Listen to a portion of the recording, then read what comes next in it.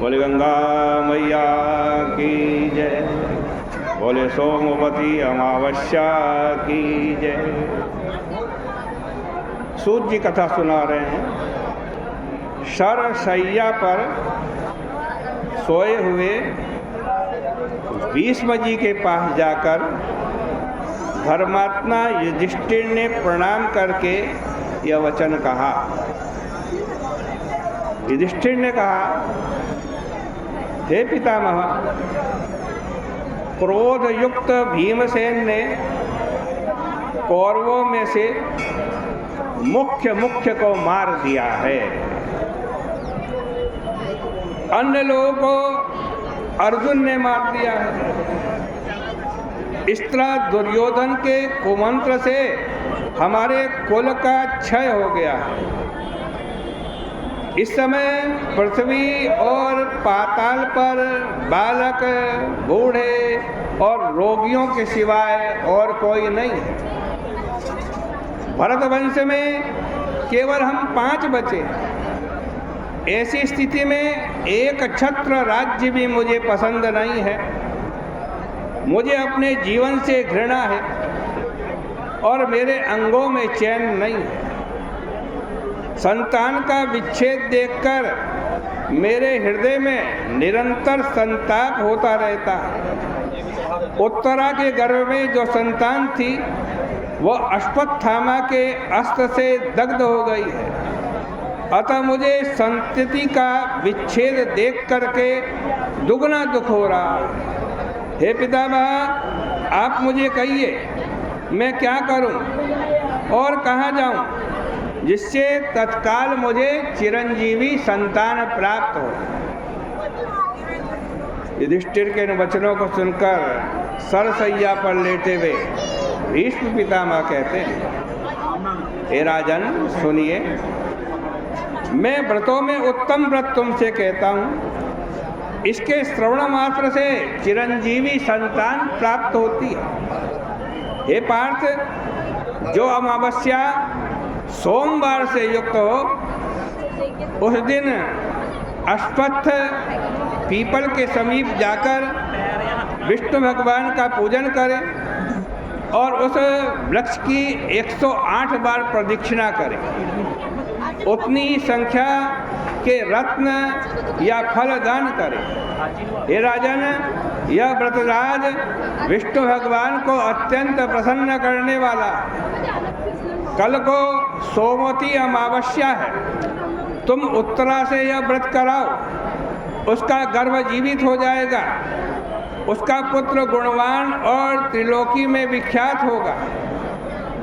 भीष्म पितामह के इन वचनों को सुनकर युधिष्ठिर ने कहा, इस व्रत को आप विस्तार से प्रकाशित करिए।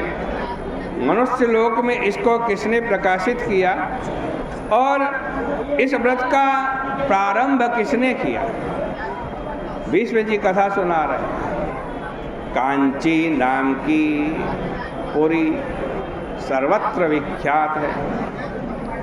वहाँ अपने अपने कर्म में तत्पर ब्राह्मण, क्षत्रिय, वैश्य और शूद्र रहते हैं।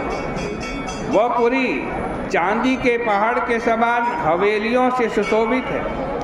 नगर के स्त्री पुरुष सुंदर वेश धारण करके रहते हैं, उसमें सुशोभित होते हैं। आज कहते हैं रत्न के समान वो नगरी है। वहाँ रत्नसेन नाम का महान पराक्रमी राजा हुआ। जब वह राज्य कर रहा था उस समय अपने कर्म में तत्पर एक देवस्वामी नाम का विख्यात ब्राह्मण वहाँ रहता था। उसकी पत्नी सुशीला अर्थात बड़े अच्छे स्वभाव और आचरण वाली थी। उसका नाम धनवती था। उसका यह नाम यथार्थ था। वह ऐसी लगती थी जैसे अलंकार धारण किए हुए साक्षात लक्ष्मी। इस पत्नी से 7 पुत्र उत्पन्न हुए। एक रमणीय कन्या भी उत्पन्न हुई जिसका नाम गुणवती था। पुत्रों का विवाह कर दिया गया था, वे सुखपूर्वक रहने लगे, किंतु कन्या गुणवती कुंवारी थी और अपने लिए योग्य वर की अभिलाषा करती थी। इसी बीच एक ब्राह्मण भिक्षा के लिए उनके घर में आया। वह अपने तेज के कारण मूर्तिमान अग्नि की तरह प्रदीप्त था। आज कहते हैं दरवाजे पर आकर उसने आशीर्वाद दिया। उसे देखकर देव स्वामी की 7 पुत्र वधुएं हड़बड़ा करके उठ खड़ी हुई और प्रत्येक से भिक्षा लेकर उस ब्राह्मण ने सौभाग्य, संपत्ति और अविधवा होने का आशीर्वाद दिया। तदनंतर माता ने भिक्षा लेकर गुणवती को भी भेजा। उसने ब्राह्मण के चरण स्पर्श किए, भिक्षा दान दिया। ब्राह्मण ने उसे आशीर्वाद दिया कि हे सुबह तुम धर्मवती होगी, तुम धर्मवती होना। गुणवती इस आशीर्वाद को सुनकर आश्चर्यचकित हुई, घर लौटी। उसने आकर ब्राह्मण का दिया हुआ आशीर्वाद माता को सुनाया। धनवती आशीर्वाद सुनकर पुत्री का हाथ पकड़ करके वहाँ आई और पुत्री से उस ब्राह्मण को फिर नमस्कार करवाया। ब्राह्मण ने उसी प्रकार आशीर्वाद का उच्चारण करके उसका अभिनंदन किया। धनवती ने जब यह आशीर्वाद सुना तो वह चिंतित होकर के कहने लगी। धनवती ने कहा, भगवान आप कृपा करके मेरी बात सुनिए। मेरी पुत्री ने प्रणाम किया, उसका आपने विपरीत उत्तर ही दिया। आप बार बार यही कह रहे हो कि हे भद्रे तुम धर्मवती हो। मेरी बहुओं ने जब आपको प्रणाम किया तो आपने अविधवा होने का तथा सुख सौभाग्य प्राप्ति करने का आशीर्वाद दिया था, पर मेरी पुत्री को ऐसा आशीर्वाद क्यों नहीं दिया? इसका विस्तार से वर्णन कीजिए। ब्राह्मण ने कहा कि ये धनवती तुम धन्य हो और तुम्हारा चरित्र पृथ्वी पर विख्यात है। मैंने तुम्हारी लड़की को यथा योग्य आशीर्वाद दिया है, क्योंकि ये तुम्हारी पुत्री सप्तपदी के समय विधवा हो जाएगी, किंतु यदि यह अत्यंत धर्माचरण करेगी, तुम्हारे घर सोमा आएगी, तब उसका पूजन करने मात्र से इसका वैधव्य नष्ट हो जाएगा। अतः मैंने इसे यह आशीर्वाद दिया कि हे शुभे तुम धर्मवती हो।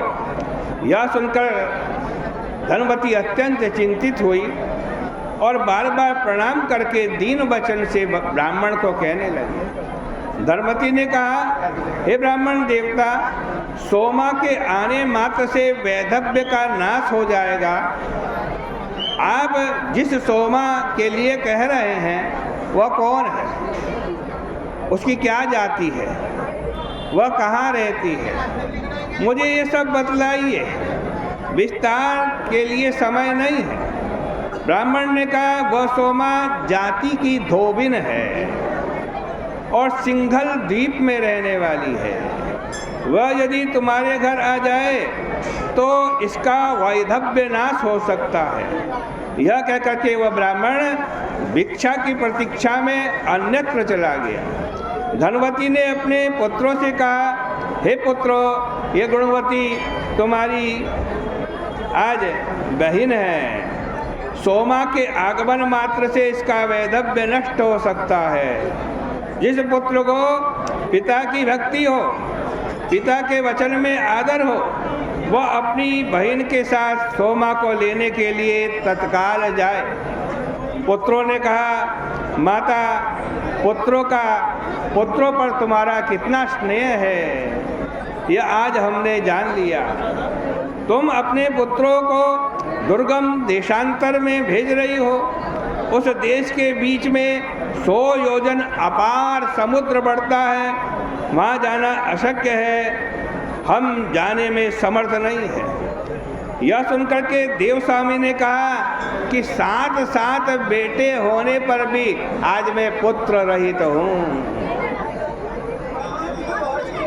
पुत्री का वैधव्य नष्ट करने वाली उस सोमा को लेने अब मैं स्वयं जाऊंगा। क्रोधपूर्वक देवस्वामी जब यह कह रहा था तो उसी समय उसका सबसे छोटा पुत्र शिव स्वामी नम्र होकर के आगे आया और उसने कहा, हे पिताजी, आप क्रोध ना करें, मेरे रहते हुए सिंगल द्वीप और कौन जा सकता है। यह कहकर वह झट से खड़ा हुआ और पिता को सिर से प्रणाम करके बहिन सहित सिंगल द्वीप को रवाना हुआ और कुछ ही दिनों में समुद्र के तट पर पहुंचा। वहां समुद्र पार करने का प्रकार सोचने लगा।